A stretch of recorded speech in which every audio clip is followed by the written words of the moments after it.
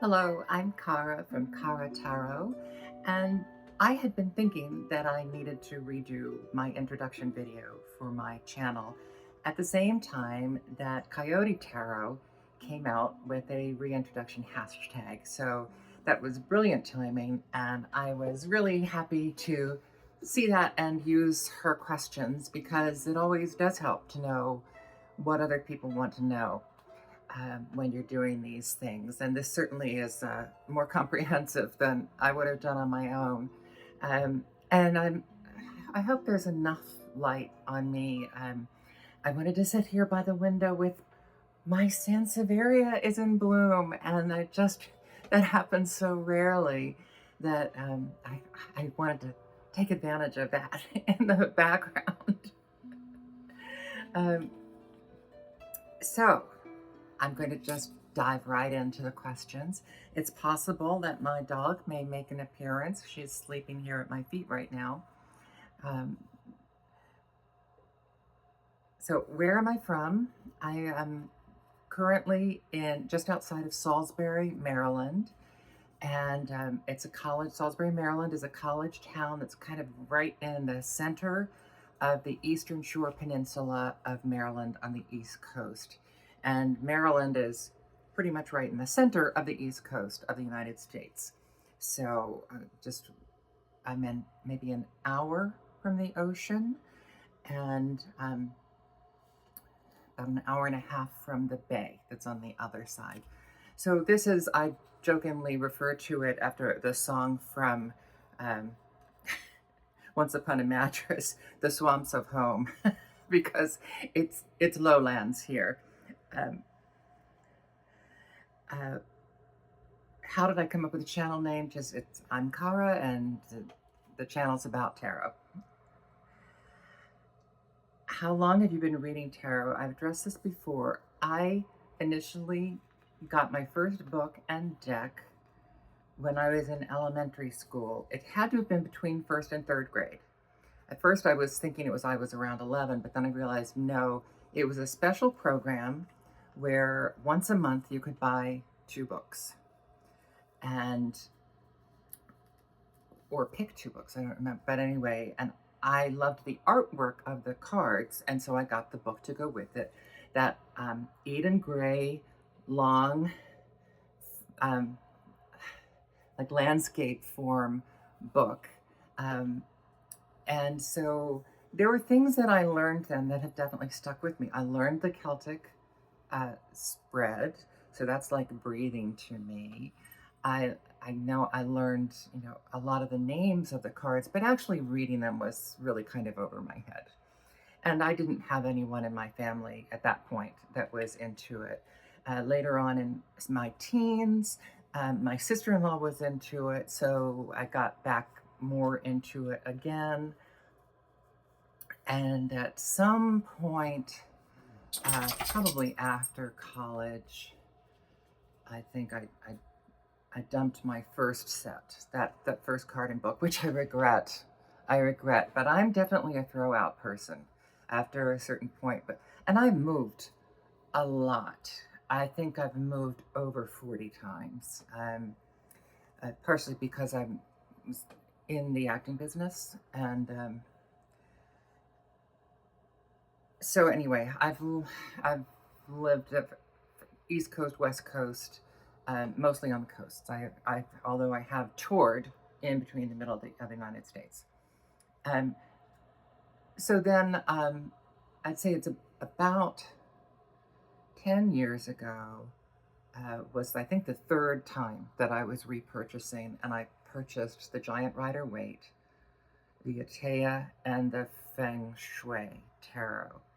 And they were the only three decks I had until not quite 3 years ago. Because at that point, with I wasn't aware that Tarot Tube existed, although I think it did, and that still wasn't where my focus was. And so then about 3 years ago, I got really serious I said, okay, I'm going to go back to square one and start over, which is how I do things when I'm really interested in stuff. I say, I want to, solidify my grounding and really kind of start over from square one and take it seriously. And so it's been a fast process in that regard because with the advent of TarotTube and a lot more options for online learning, it came back to me really quickly. And so what drew me back into it this time was I spent a couple years listening to and reading the audiobook versions and reading the books by Teresa of Avila and exploring mysticism as an aspect of Christianity. And ironically, that dovetails very nicely with the tarot, I think. And so that was it. Yes, I do read for others. So decks. Do I use Oracle with tarot? Anybody who's seen my channel, I do daily readings on the daily general readings. So I usually try to add an Oracle card, but not always. It's not essential for me. And that ties into this next question. How many decks do you have? I have a spreadsheet, so I could look up at the exact number, but it's close enough to say I have about 150 tarot decks. And then combined Oracle, Kipper, Lenormand, non-specific program, I have about 30 of those decks, all those different kinds combined, because I really use them all basically the same way. My focus is by far on tarot. Where do you store your decks? We are lucky. I'm caregiver, senior caregiver for my mother who just turned 101. I am living in my parents' house, which is why I came back to this area. First, I helped my mother take care of my father until he died, and now I'm caregiving for her. The house has a lot of bookshelves. So downstairs in the music room, which is my music studio, I will insert a photo here. I recently reorganized everything to have my harp music and my tarot collection. And I do use the word, I actually would think of it more as a library. I'll get to that later. Okay, so bookshelves. Mostly in the downstairs bookshelves. There are some in a drawer there are always a couple by my bed.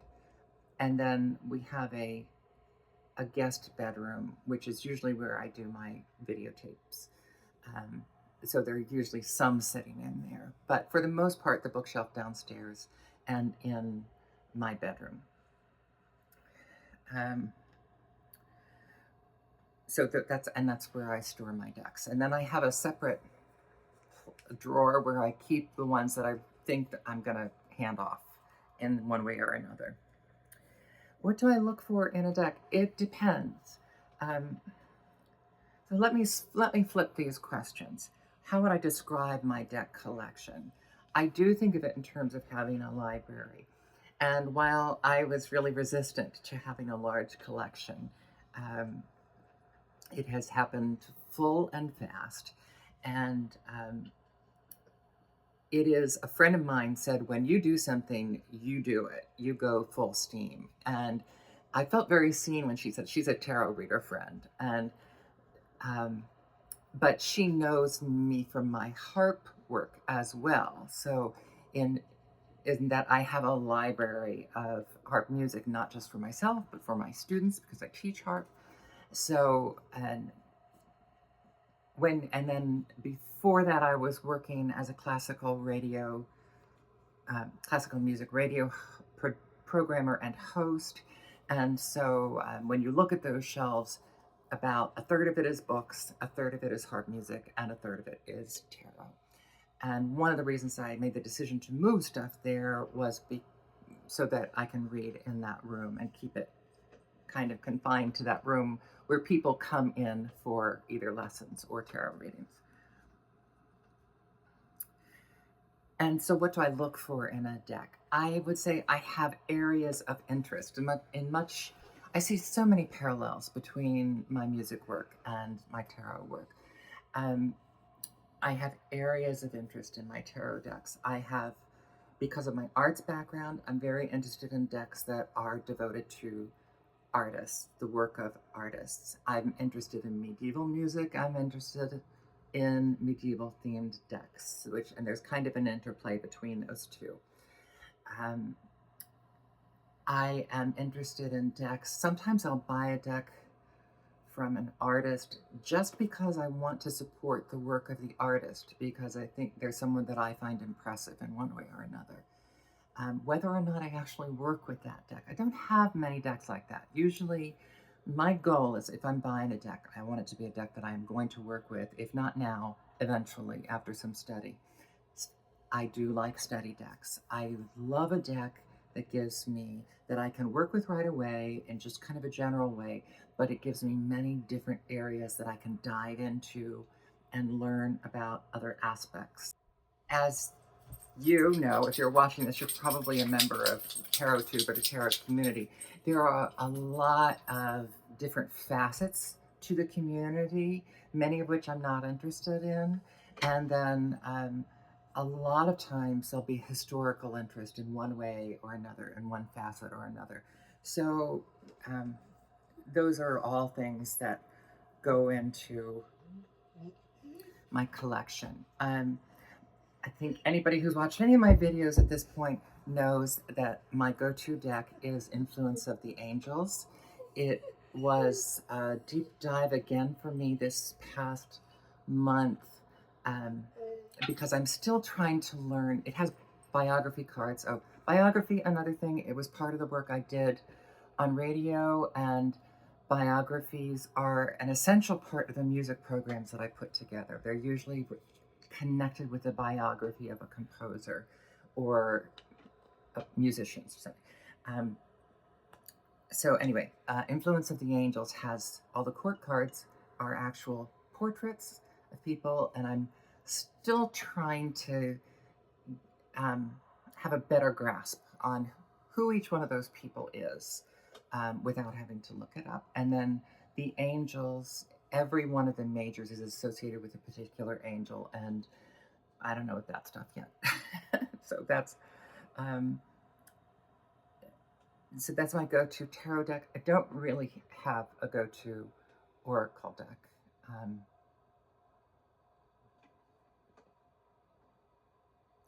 do I rehome decks? Yes, and not as much as I'd like to. Um, it's harder to rehome them than it is to buy them. Um, what determines if they leave? If I, number one, I can think of one right off the bat that as soon as I got it, I was very disappointed in the way it was structured, the weight of the cards, everything about it, really. And like the majors were renamed, and then the elements were switched, and so that one, I think I looked through it once, and as much as I liked the artwork, which was why I went for it, um, and I wasn't that interested in learning.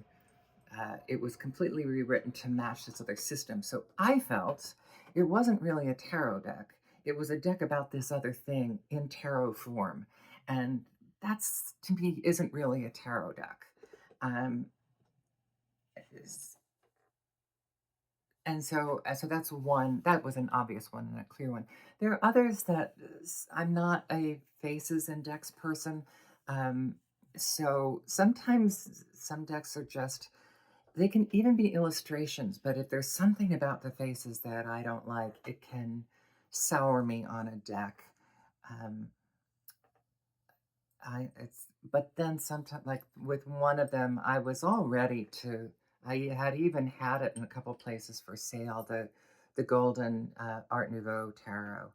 Um, the faces on that bother me a lot of the times. But then I saw someone else post a picture from it. It's like, oh yeah, that's why I have it, because there are some lovely cards in that. Um, I'm still on the fence. And then I actually used a video. used a deck in a video that I had made up my mind to give away, and then I decided, no, I don't want to give it away. And then when I listened to my video and I heard how I was talking about that deck, I said, oh, I don't like that deck. Because when I enumerated all the reasons that I had trouble with it, I was like, get rid of it. So it's not always as easy to get rid of it. But I'm never going to get rid of you. My dog is bothering me now. This is Persephone. She is my teacup Great Dane because she is very small for a Great Dane. And there you get the beautiful profile. We should all be so lucky to have this beautiful profile. Yes, you are beautiful. But you're also interrupting, and no, I don't want your tongue in my mouth. She's an accomplished French kisser, whether you want it or not. What does my practice look like? Daily. It's definitely daily. I do a daily posting. I do, it has changed. It has shifted and changed as to what I post daily. But I do a scripture card and general affirmations as one. And then I do a 4 card pick one, um, usually with oracle cards, or that's where I use oracle cards, Kipper, Lenormand. I use something like that, and a couple tarot decks that I really think of as oracle decks, even though they're structured as tarot decks. Um, Location, around the house usually. I mean, because of my caregiving duties, I'm very tied to the house. It's very I'd have to make specific arrangements to be out of the house.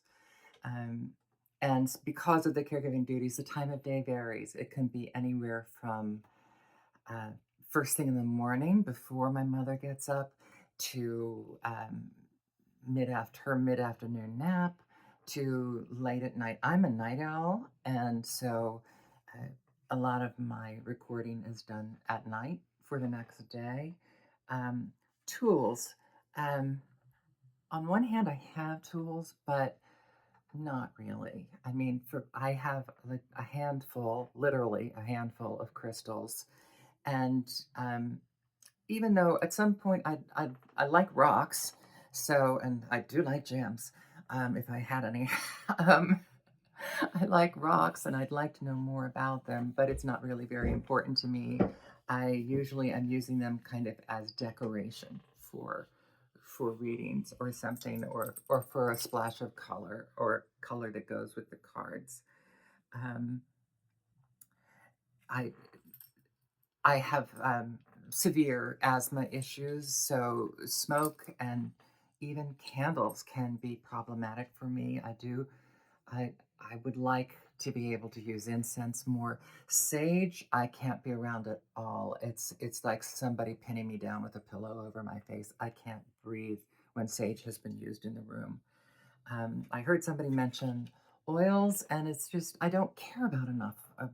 I don't care about it enough to really explore other options for those things. Now, here's when do I turn to the cards for answers? This may sound terrible. I I don't. I don't really. I think that it can provide interesting insights. And Benabel Wen has a lovely quote that reading the cards is art interpretation. And that really is my framework on it.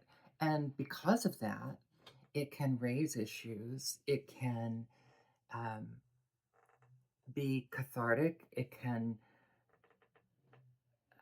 give you insights into things. And that's the essence of my reading. But turning to it for problems, no, not really. um, or as turn to the card for answers. I don't think so. No. Um, what does a typical tarot reading look like with you? Um, It varies greatly whether it would be in my space or not. If it's my space, I would have a few more of the accoutrements. I would probably have candles, and I might have, crystals laid out in the area. Comfortable would be the biggest thing for me, is that to try to make people feel relaxed and comfortable. Um, because one of the things I say is I do consider the reading to be a conversation. It's like if somebody just sits down and gives me one word answers, it's limiting. Um, just because I think I can give additional, as with a conversation, they could say something that triggers more things that I know about that card. That without that conversation, I might not have it. So comfortable would be the main thing. If I'm outside the home at a reading, not so much of that stuff. That's the important thing for me. Then probably most people would think it's very casual, um, because it's like, um, I'm not wearing black, unless I'm wearing black because I wear a lot of black as a musician. Half my wardrobe is black, but I mean sometimes I consciously avoid wearing black because I want to be more approachable in a public space. Um, and and then it's just the cards. I will offer usually um, a variety. I'll have a variety of things, decks with me. Like I have a little vintage suitcase that I carry 5 decks in, and I'll change that depending on where I'm going. And so I can say, okay, you can have a cat deck, an Egypt deck, a modern art deck, um, a traditional deck, and I even let them see them and pick. And then from there, um, it depends on the place as to the size. It has to be someplace fairly quiet and fairly private to be able to do a large reading. Um, so I would usually go with a 4 card spread. As I have a go-to 4 card spread that I use. Um, YouTube and TarotTube. What kind of content is your favorite to post and to watch? Um, I guess from sheer numbers, you'd have to say daily readings are my favorite to post now. Um, it, it's I do like one of the reasons I started posting daily readings, and a couple of the hashtags that I created, although I haven't done many, is I really loved when Astral Lady Tarot started the hashtag show me how you practice.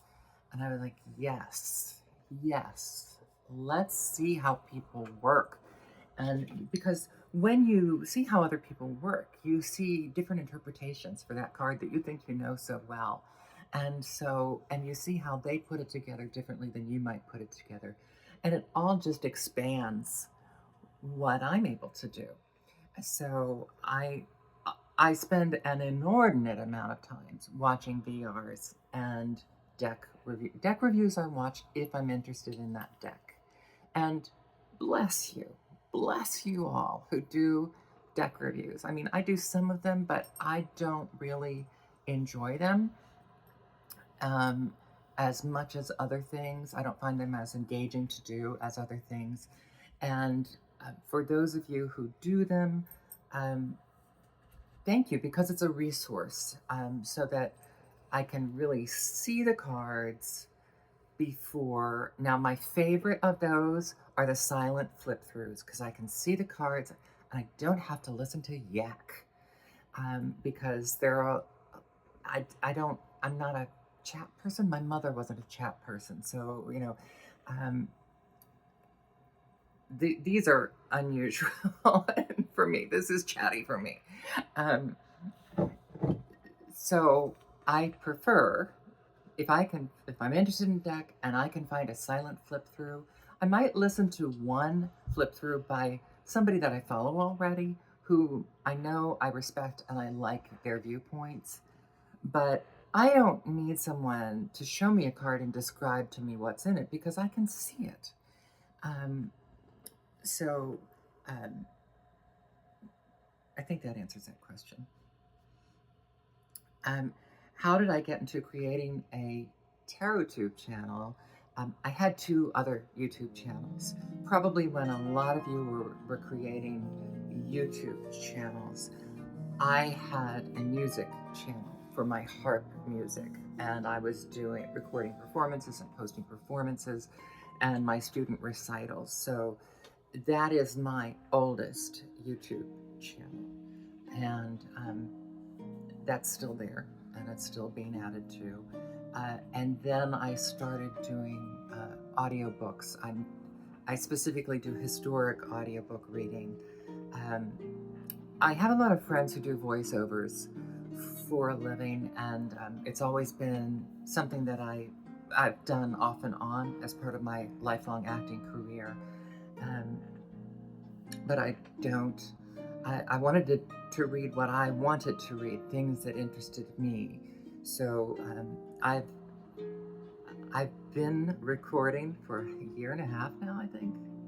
I've been recording the 4-volume set of The Mysteries of Udolpho, which was a Gothic novel that inspired Jane Austen to write Northanger Abbey, um, or that she kind of spoofed it in Northanger Abbey. Um, and I'm about to finish the 3rd volume. So it's a long project, and that's again because my time is very limited. So I kind of have to choose: am I going to be able to do a posting on this channel today, or will I be able to read half of that chapter and record that? So eventually, I came across, probably because I was looking for a deck. I wanted to know what a deck looked like. And I just realized that, oh, it might be on YouTube. And then, so this whole world just whoosh, expanded for me. And that's when I went from 3 cards to 3 decks to 150 over the course of these 3 years. The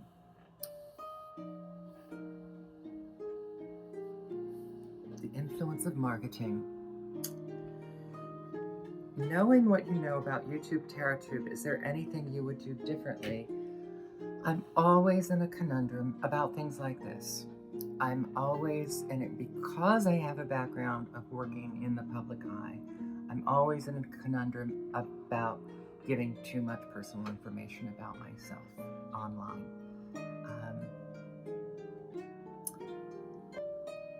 So there's that.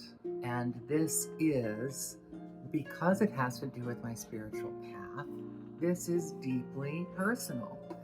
And my family is not into it at all. And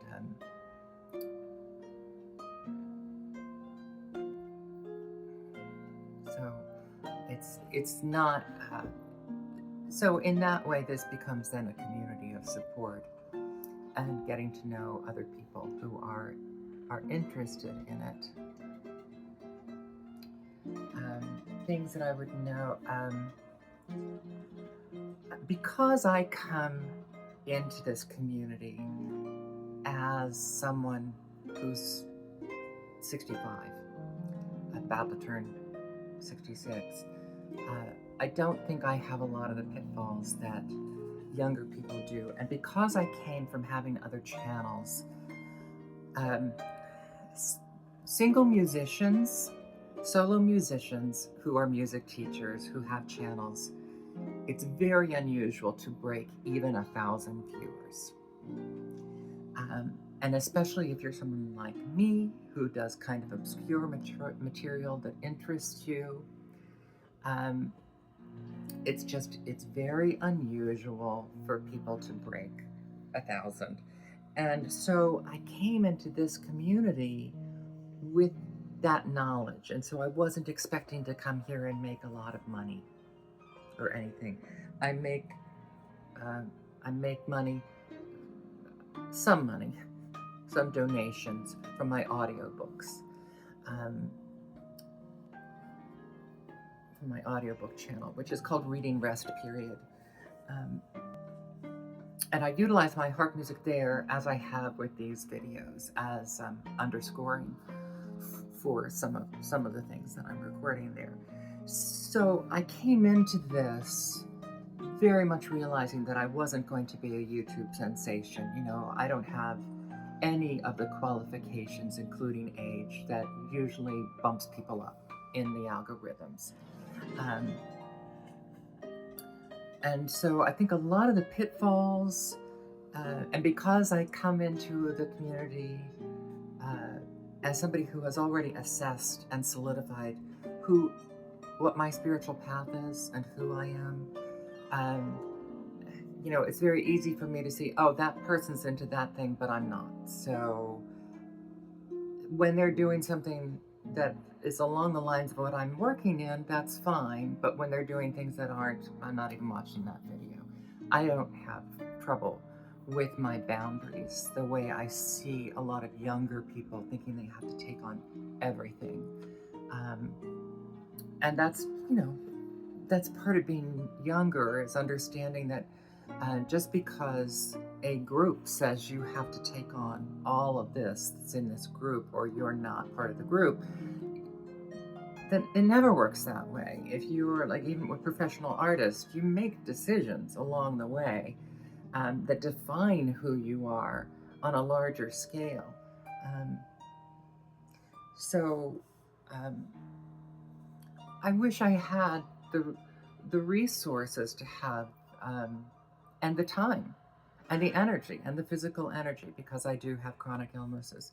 I wish I had all of those things that would enable me to, you know, have a more stable and nicer setup, that would enable me the freedom to do more elaborate editing. Um, but those are things I came across in my music channel as well. Um, Certainly there are artists that I know who are married and their husbands are the major source of income in the family, and so they've got a marvelous house, they have a marvelous setup, they have a room that they can dedicate to their recordings, and you know, and as well as the time to practice larger pieces, and so all of that. Um, Life isn't fair. We do the best we can with what we have, in terms of resources, time, energy. Um, and that's the last question.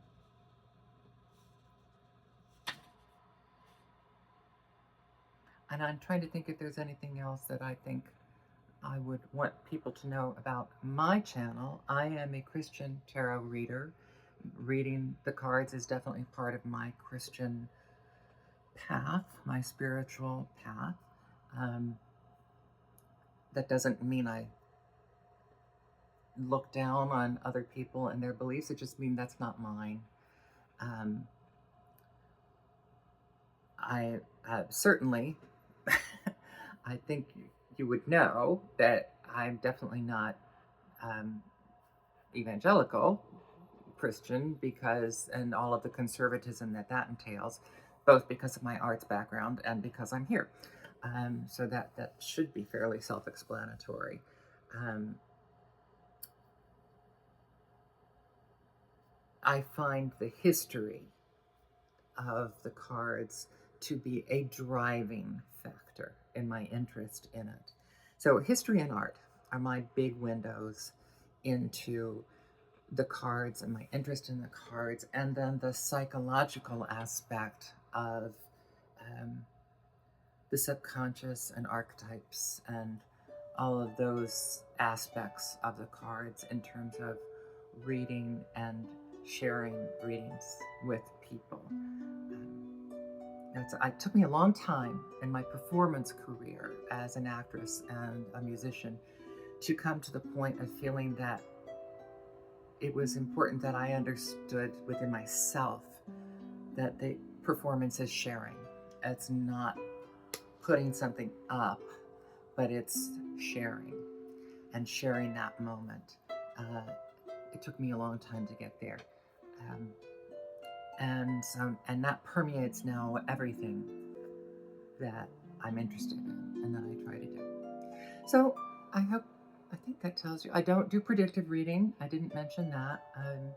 So that, uh, I think that's everything. I'm Kara from KaraTarot. And thank you so much to Coyote Tarot for creating this hashtag. I think it just, as I said, the timing was just right for me. And I think it's been really wonderful to do a deep dive into other people that are willing to do this hashtag and be open about um, all of these aspects. Thank you very much, and I hope you enjoy my channel. Have a great day.